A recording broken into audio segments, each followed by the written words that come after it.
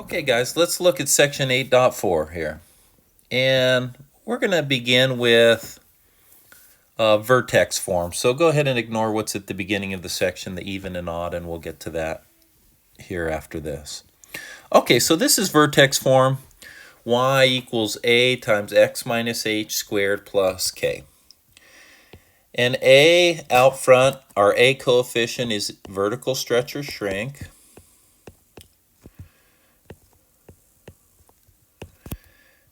Our h is our horizontal shift.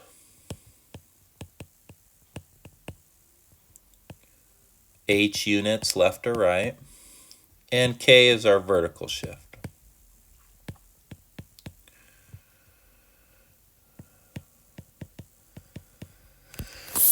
K units up or down. Okay, and really we begin with this more simplified version, x minus h squared. In other words, a graph with just a horizontal translation. Okay, so let's look at an example. For example, y equals 1/2 x minus 4 squared.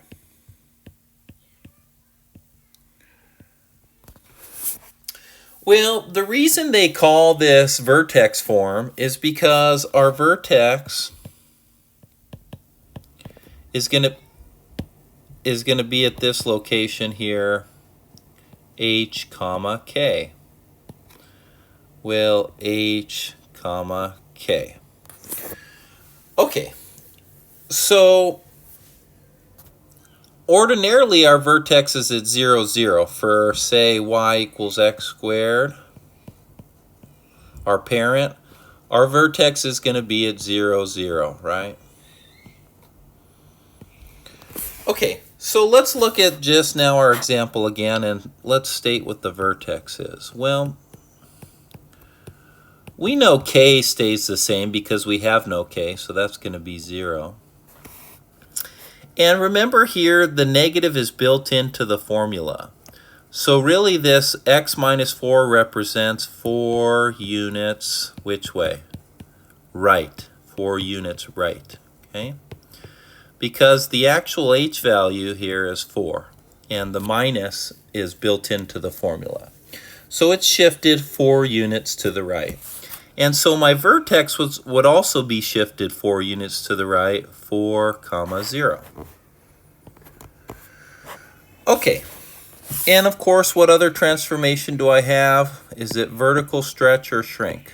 Well, vertical shrink, you got it, because our a value is between 0 and 1. Vertical shrink of 1/2.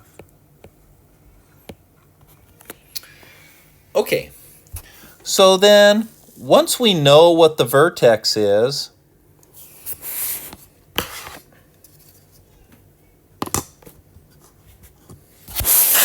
and let me just put a graph here.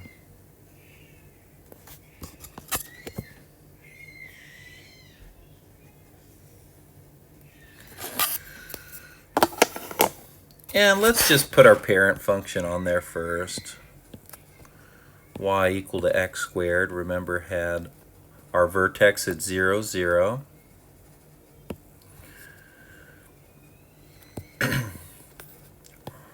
And at 1, we are at 1. 1 squared is 1. Negative 1 squared is 1. 2 squared is 4. And negative 2 squared is 4. Okay, and remember this was our,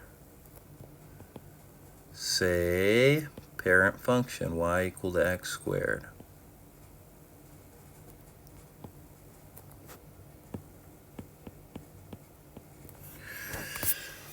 Okay, so now our new function, which is this y equals 1/2 times the quantity x minus 4 squared. And notice it's the whole quantity x minus 4 that is squared. Don't try and just square x and square 4. Okay, we would have to FOIL that out. Okay, but we're not going to convert it to standard form. We're going to leave it in vertex form because that's going to make it easier for us to graph. Okay, so let me change colors. And let's start to use a lighter purple for this function here. Okay, so that vertex we said here was 4, comma 0. Well, let's put that in. 1, 2, 3, 4.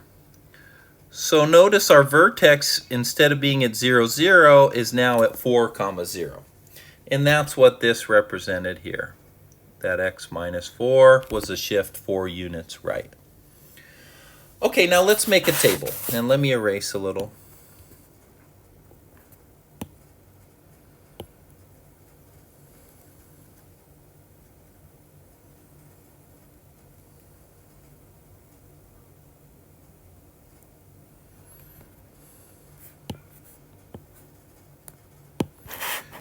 Okay, here's now my XY table. Now here's what's a little different. Typically for our first two sections we picked x values on either side of the y-axis here, didn't we? -2, -1, 0, 1, and 2. And then in our last section when we had that bx term, well, we had to pick values on either side of that axis of symmetry. Well, that's going to be the same here. And I'm just going to go ahead and put in that axis of symmetry here for our function. Remember, it goes through the vertex. And that's at x equal to 4. And again, that's my AOS. Always goes through your vertex as a vertical line. Okay, so remember now, anytime we have a horizontal shift, whether it's in standard form like it was in last section or it's in this form, then we need to pick values on either side of our axis of symmetry. Well, we already know our vertex is at 4, 0, so we might pick values on the left side of it, like 3 and 2, and maybe on the right side of it, like 5 and 6. Okay, so let's evaluate. F of 3, 1/2 times 3 minus 4 squared. Well, 3 minus 4 is -1. -1 squared is +1. And then multiplied by 1/2 makes that 1/2. And let's maybe do f of 2.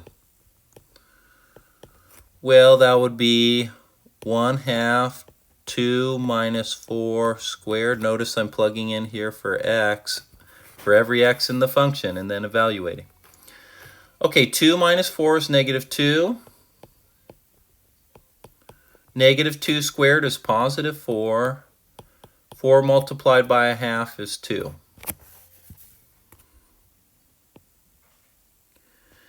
And when I go about evaluating f of 5, let's just go ahead and do it.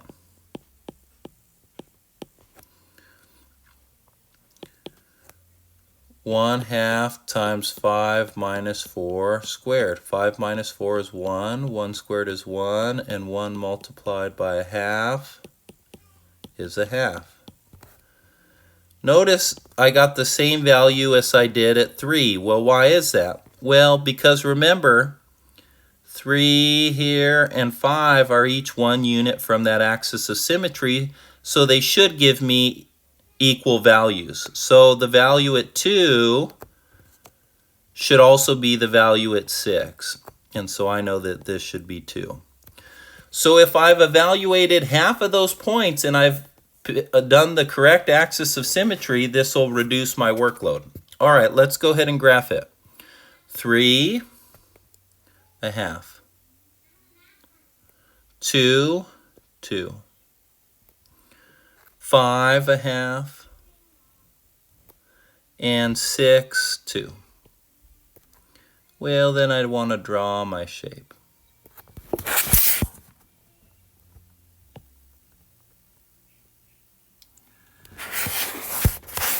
Notice it's a parabola similar to my parent, except it opens wider than typical, and that's because we have a vertical shrink of 1/2. And it's also shifted 4 units to the right, and that's what that x minus 4 here was. Okay. Okay, so in vertex form, what do we want to do? Well, we want to shift our vertex first, and then we want to pick values for our table that are on either side of our axis of symmetry, and then that way we can get a clear picture of the graph. Okay, let's look at another example.